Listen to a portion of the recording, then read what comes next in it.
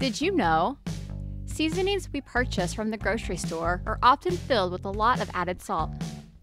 With 2,300 milligrams of sodium being the daily limit recommended by the Dietary Guidelines for Americans, consuming just 1 teaspoon of any of these would provide anywhere from 30 to 50 to 100% of your total daily allowance. Luckily, making your own salt-free seasoning blend is simple and tastes just as great.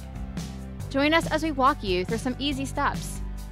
First, we will make an all-purpose spice blend. This blend can be used on its own, or it can be used as a base for other seasonings.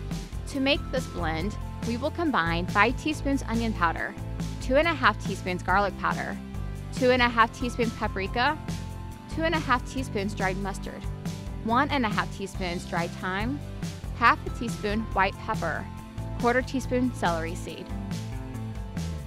Now, let's take a look at how easy it is to transform this base recipe into the flavor you are seeking for your next meal by visiting the Strive for Wellness Health Library at www.mchcp.org.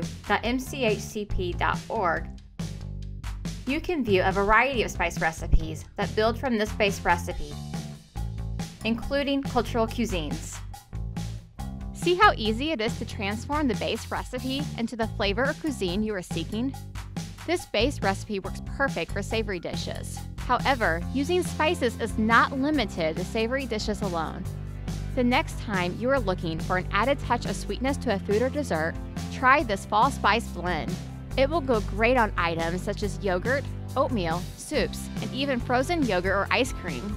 To make this blend, combine 2 tablespoons ground cinnamon, 1.5 tablespoons ground ginger, 1 teaspoon ground nutmeg, 1 teaspoon ground cloves. So what are you waiting for?